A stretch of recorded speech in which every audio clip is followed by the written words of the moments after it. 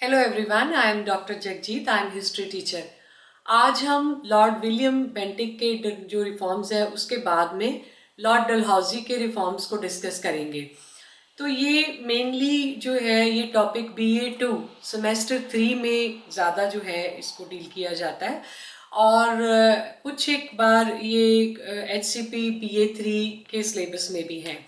तो लॉर्ड डलहौजी जो है ये गवर्नर जो है बन के आए भारत में ईस्ट इंडिया कंपनी की तरफ से 1848 में 1848 में आए और 1856 तक जो है ये भारत में रहे। इनका एक सबसे जो मेन काम रहा है एक्सपेंशन का। इन्होंने ये देखा कि कंपनी के पास जो एरिया है वो बहुत कम है, तो इन्होंने कंपनी का एरिया बढ़ाया। अब एरिया कैसे बढ़ाएंगे, ज़्यादा जो है इनको ये नहीं था कि लड़ाई झगड़ा, तो इन्होंने कोई ना कोई ऐसी पॉलिसीज़ बनाई जिनकी वजह से इन्होंने भारत के कई इलाकों को अपने अंडर कर लिया। उनमें एक पॉलिसी बड़ी फेमस है जो कि हम लैब्स की नीति कहते हैं, डॉक्ट्रिन ऑफ लैब्स। लैब एक गोद और लैब्स की नीति गोद लिया हुआ बच्चा, और ये नीति इन्होंने भारत में चलाई जिसके अंतर्गत सतारा, नागपुर, सबलपुर, झांसी ये सारे इलाके एक ही झटके में अंग्रेजी राज्य का हिस्सा बन गए। उनका कारण क्या? उनके कारण ये है कि इन इलाकों में जो राजा हैं वो अडॉप्टेड चिल्ड्रन थे या उन्होंने अपने अडॉप्ट किए हुए बच्चों को नॉमिनेशन दिया था, और इसके लिए लॉर्ड डलहौजी ने ये अनाउंस किया कि ये इलाकों में जिन्होंने कहीं भी ब्रिटिश जो है कंपनी की परमिशन लिए बिना बच्चे अडॉप्ट किए हैं वो इलाके डायरेक्टली जो है वो कंपनी का हिस्सा बन जाएंगे। तो ऐसे में कोई व्यक्ति सोचता ही नहीं है, कोई राजा ये सोचेगा कि मैंने अपना राज्यपाट अपने भाई के बेटे को देना है, बहन के बच्चे को देना है, या कोई लड़का गोद लेके उसको देना है तो वो दे देंगे। जैसे ही ये एक नया एक्ट जो सामने आया, डॉक्ट्रिन ऑफ लैब्स, तो इसके अंतर्गत ये सारे इलाके जिन्होंने कोई भी परमिशन नहीं लिया था तो वो सारे इलाके जो हैं वो ब्रिटिश कंपनी के अंडर हो गए, और इसका विरोध भी किया गया। कई जगह पे विरोध हुआ। रानी झांसी के बारे में हम जानते हैं, रानी लक्ष्मीबाई ने बड़ा फाइट किया राजा गंगाधर राव के लिए, बट टोटली उसमें भी क्या हुआ, शी वॉज डिफीटेड और सारे इलाके जो हैं ये उनके अंडर हो गए। इसके अलावा अवध, अवध जो है एक टैक्स पेइंग स्टेट था। कब से? जब से बक्सर की लड़ाई हुई थी। तो उसके बाद में कोई ऐसा झगड़ा नहीं था, पर बक्सर को अपने अंडर करना चाहता था लॉर्ड डलहौजी। तो उन्होंने क्या करा, बक्सर के ऊपर क्या इल्ज़ाम लगा दिया कि आप मेल एडमिनिस्ट्रेशन कर रहे हो, आप अपना प्रशासन जो है वो अच्छे से नहीं चला रहे हो, ये हम इसको संभालेंगे। हालांकि वो जो नवाब है वो पूरा टैक्स भी दे रहा था, सारे जो है वो ओब्लाइज कर रहा था, बट बात नहीं सुनी उसकी, और अवध को जो है वो अंग्रेजी राज्य का हिस्सा बना लिया गया। इसके अलावा पंजाब में, पंजाब जो है फर्स्ट एंग्लो सिख वॉर हुआ, सेकंड एंग्लो सिख वॉर जो है, तो ये लॉर्ड डलहौजी जो है इनको ये लगता था कि पंजाब जो है ये हमारे अंडर होना चाहिए।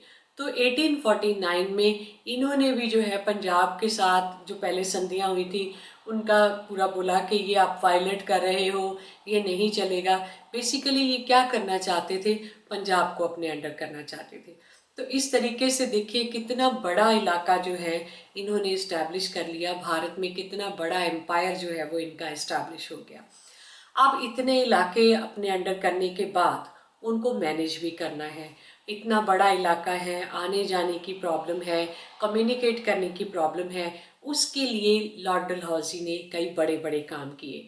उनमें एक सबसे बड़ा काम जो उन्होंने किया, जिसको हम रिफॉर्म में लेते हैं, लॉर्ड डलहौजी के सुधारों में लेते हैं, that is starting of railway system. Railway system 1853 1853 में इन्होंने पहली रेलगाड़ी जो है बॉम्बे से थाने तक चलाई, और ये एक नया सिस्टम जो इस्टेब्लिश हुआ पूरे भारत में, सबसे सस्ता और सबसे बढ़िया ट्रांसपोर्टेशन का साधन। एक जगह से दूसरी जगह जाना बहुत आसान हो गया, बहुत सस्ता हो गया और बहुत शॉर्ट टाइम में हो गया। लोग एक जगह से दूसरी जगह, कई बारी जैसे 300-400 किलोमीटर दूर जाना है तो लोग अपने रिश्तेदारों को मिल के जाते थे, भाई पता नहीं मैं वापस आऊँगा कि नहीं। पर ये जो ट्रांसपोर्टेशन सिस्टम इन्होंने इस्टेब्लिश किया रेलवे का, ये बहुत पॉपुलर हुआ। और इसमें खासियत क्या थी कि लॉर्ड डलहौजी ने अपना सरकारी फंड में से कोई पैसा नहीं लगाया। इसने इंग्लैंड में से प्राइवेट कंपनीज जो हैं, जो उस समय रोड कंस्ट्रक्शन का या रेलवे कंस्ट्रक्शन का काम करती थी, उनको बुलाया भारत में कि आप ये ट्रैक्स देख लो, हमें ट्रैक्स के ऊपर रेलवे ट्रैक्स चाहिए और आप अपना इसके ऊपर जो है रेलवे ट्रैक इस्टेब्लिश करके रेलगाड़ियाँ चलाओ और जो आपका खर्चा हुआ है आप इन रेलगाड़ियों को चला के उसमें अपना फेयर रख दो, मतलब किराया रख दो, उन सारे में से आप अपना पैसा निकाल लो। ये ठेकेदारी का काम एकदम हो गया, ताकि लॉर्ड डलहौजी को ये लगे कि मेरे को सरकारी पैसा भी ना लगे और ये ट्रांसपोर्टेशन सिस्टम भी डेवलप हो जाए। But this was very much successful. इतना सक्सेसफुल हुआ कि पूरे भारत में थोड़ी ही देर में रेलवे लाइन जो है बड़े बड़े इलाकों में बिछा दी गई, जिससे क्या हुआ, भारत में व्यापार की बहुत वृद्धि हुई। इसके अलावा आने जाने का, आवाजाही का साधन बहुत विकसित हो गया। और इसके बाद में दूसरा जो सिस्टम डेवलप किया लॉर्ड डलहौजी ने, दूसरा सुधार जो किया, that was establishment of postage system. Postage system को हम क्या कहते हैं, हम जो डाक खाने की तरफ से हम अपनी चिट्ठी पत्री करते हैं उसको हम पोस्टेज सिस्टम कहते हैं। पहले भी था, जो शेरशाह सूरी है, ये एक बादशाह था, उन्होंने भी ये सिस्टम चलाया था कि आप एक चिट्ठी किसी को देंगे, वो कुछ कोस तक घोड़े पे चढ़ के बंदा जाएगा, दूसरे इलाके में दे आएगा, फिर आगे जाएगा, फिर आगे जाएगा, पर कोई इतनी श्योरिटी नहीं होती थी। चिट्ठी पहुंचना, कितना पैसा लगेगा, कुछ समझ में नहीं आता था। अब इसको एक सेंट्रलाइज्ड पोस्टेज सिस्टम के अंडर लेके आया लॉर्ड डलहौजी ने। लॉर्ड डलहौजी ने क्या किया, पोस्ट ऑफिस बना दिए बड़े बड़े शहरों के अंदर, और वहाँ पे एक नॉमिनल फीस लगा दिया कि कोई भी चिट्ठी अगर 100 किलोमीटर तक जानी है तो उसके ऊपर एक फिक्स जो है अमाउंट, उसकी टिकट लगा दी जाएगी। पैसा आप देंगे, पैसे के बदले में एक टिकट होगी, टिकट के ऊपर डिजिट लिखा है कि इतने की टिकट है, इतनी जगह तक पहुँच जाएगी। और वो चिट्ठी जो व्हीकल्स के ज़रिए जाएगी और दूसरी जगह पे जो आपके वो सिटी का पोस्ट ऑफिस है वहाँ चिट्ठी चली जाएगी और वहाँ से आगे डाक खाने में से डाकिये जो हैं वो डिस्ट्रीब्यूट कर देंगे। ये बहुत पॉपुलर रहा सिस्टम, क्योंकि व्यापार में सबसे ज़्यादा काम वो व्यापार के लिए करना चाहते थे। अगर आपने कोई डील करनी है तो आपने दूसरी कंपनी को चिट्ठी डालनी है कि हमें ये जो डिलीवरी चाहिए या हमें जो मटेरियल चाहिए इतने तारीख तक चाहिए या इतना हम पैसा चाहते हैं, वो सारा चिट्ठी के ज़रिए पहुंच जाएगा और वो आपको वापस चिट्ठी डाल देंगे। इसको और फास्ट किया टेलीग्राम सिस्टम के ज़रिए।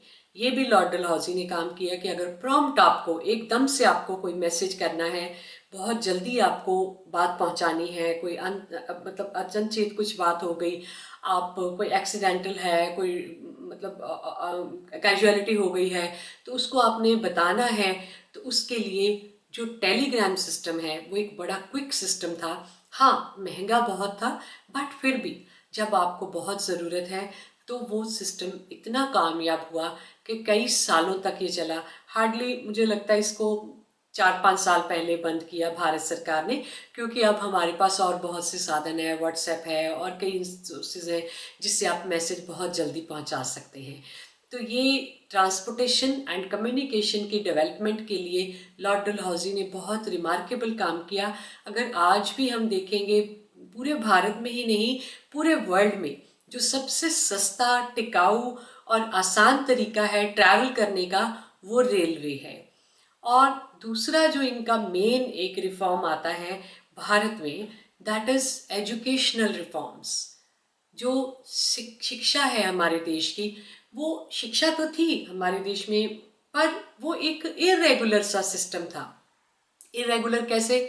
जैसे हिंदू लोग हैं वो अपने बच्चे को मंदिर में पढ़ने के लिए भेज देंगे, जो सिख हैं वो गुरुद्वारे में, और जो मुसलमान हैं वो मदरसे में भेज देंगे। ठीक है, वहाँ मौलवी जी पढ़ाएंगे, पंडित जी पढ़ाएंगे, या जो गुरुद्वारे के पुजारी हैं वो पढ़ाएंगे, भाई जी पंजाबी पढ़ाएंगे, हिंदी, संस्कृत या फिर फारसी भाषा। पर जो कमर्शियल एजुकेशन है या प्रोफेशनल एजुकेशन है उसके बारे में कुछ नहीं। हाँ, जैसे कोई आदमी बढ़ई है तो उसका बेटा या बच्चे उसके बढ़ई बन जाएंगे, तो एक आदमी जो दर्जी का काम करता है उसके बच्चे दर्जी का काम सीख जाएंगे। पर जो प्रोफेशनली एक सिस्टम जो है वो नहीं था। अब लॉर्ड डलहौजी जो है, इन्होंने एक भारत में सबसे एडवांस जो चीज़ लेके आए, that was the new educational system, जिसमें बहुत ज़्यादा जो है रेगुलरिटी, डिसिप्लिन एजुकेशन सिस्टम था। इन्होंने क्या किया, सर चार्ल्स वुड नाम का व्यक्ति था जो एजुकेशनल एक्सपर्ट था, उसको बुलाया भारत में और उसको बोला कि ये सारा सर्वे करो और यहाँ पे एक बढ़िया एजुकेशन सिस्टम जो है वो इस्टेब्लिश करो। तो जो सर चार्ल्स वुड हैं, उन्होंने बड़ा सर्वे किया और देखा कि यहाँ पे कई कमियां हैं एजुकेशन में, और भारत में गांव बहुत हैं। गांव में लोग जो हैं अंदर ही अंदर गाँव के अंदर रहते हैं, गांव से दूर जाना लोगों को मुश्किल लगता है। दूसरा, लोगों को इंग्लिश भाषा बड़ी मुश्किल लगती है। तो ऐसे में जो सर चार्ल्स वुड हैं, उन्होंने सारे के सारे चीज़ों को नोट करके, एनालाइज करके एक एजुकेशन सिस्टम जो है वो डेवलप किया। और लॉर्ड डलहौजी ने जब उसको सुना, देखा, उस सिस्टम को पढ़ा, तो उन्होंने एज इट इज़ इसको इम्प्लीमेंट कर दिया 1854 में। इसको वुड्स डिस्पैच कहा जाता है। इसमें क्या था कि जो पहली से लेके 5वीं तक की शिक्षा, इसको हम प्राइमरी एजुकेशन, उन्होंने इसको प्राइमरी एजुकेशन कहा।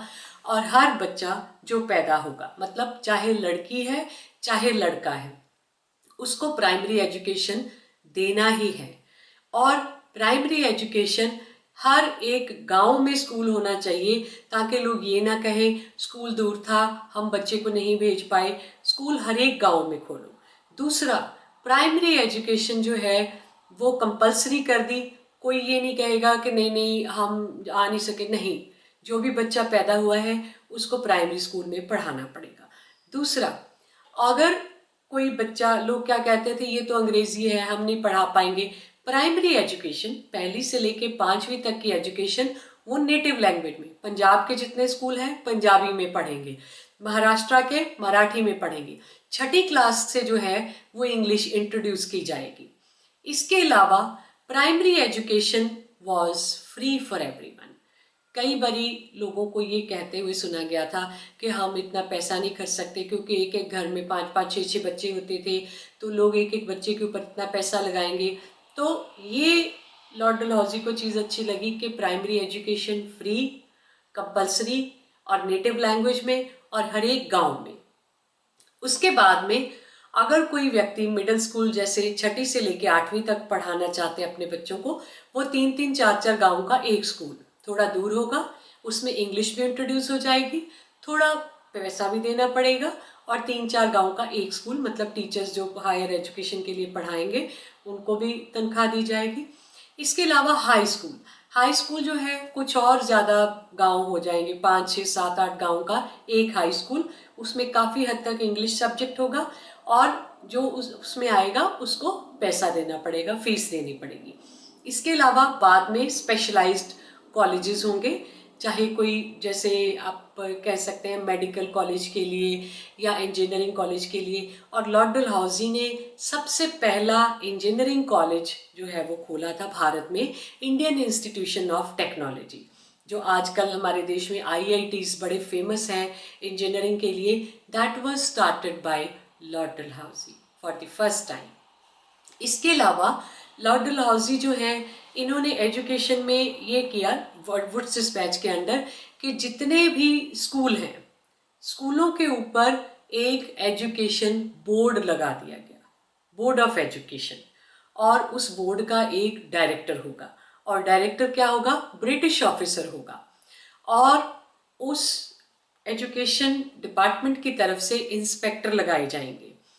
वो क्या करेंगे, इंस्पेक्शन करेंगे, स्कूलों की इंस्पेक्शन, कि स्कूलों में टीचर्स जो हैं पढ़ा रहे हैं या नहीं पढ़ा रहे, इंफ्रास्ट्रक्चर पूरा है या नहीं है, कोई प्रॉब्लम तो नहीं है, वो सारी इंस्पेक्शन करेंगे और अपना जो रिपोर्ट बनाएंगे वो डायरेक्टर को भेजेंगे। इसके अलावा स्कूलों में जो टीचर्स पढ़ाएंगे उनको पहले ट्रेनिंग दिया जाएगा। टीचर्स पढ़े लिखे होंगे, उनकी एक ट्रेनिंग होगी, जैसे आजकल हम बोलते हैं NTT है, ETT है या B.Ed है, ये क्या है, ये अलग अलग लेवल पे बच्चों को पढ़ाने के लिए ट्रेनिंग कोर्सेज हैं। तो इसके लिए नॉर्मल स्कूल्स बनाए गए जो लॉर्ड डलहौजी के समय बनाए गए, ताकि टीचर्स को पहले ट्रेन किया जाए। दूसरा, पहले क्या होता था, कोई भी जैसे गांव में टीचर पढ़ा लेगा तो घर से बच्चा कोई रोटी ले आया, कोई दाल ले आया, चावल ले आया, टीचर को दे दिए, तो इससे मोटिवेशन नहीं होता था। अब टीचर को फिक्स सैलरी दी जाएगी ताकि वो मोटिवेटेड रहे, हर रोज वो स्कूल आए, और वो काम ठीक से करता है या नहीं करता उसके ऊपर इंस्पेक्टर्स होंगे। वो पूरी इंस्पेक्शन करके डायरेक्टर को अपनी रिपोर्ट देंगे, और एजुकेशन डिपार्टमेंट जो है उसको ग्रांट दिया जाएगा सरकारी खजाने में से, और वो ग्रांट से आगे अलग अलग स्कूलों को ग्रांट भेजेंगे और वो स्कूल आगे जो है वो चलाए जाएंगे। और ये लॉर्ड डलहौजी ने ऐसे रिफॉर्म्स करके और भी कई कॉलेजेस जो हैं वो आगे बढ़ाए थे।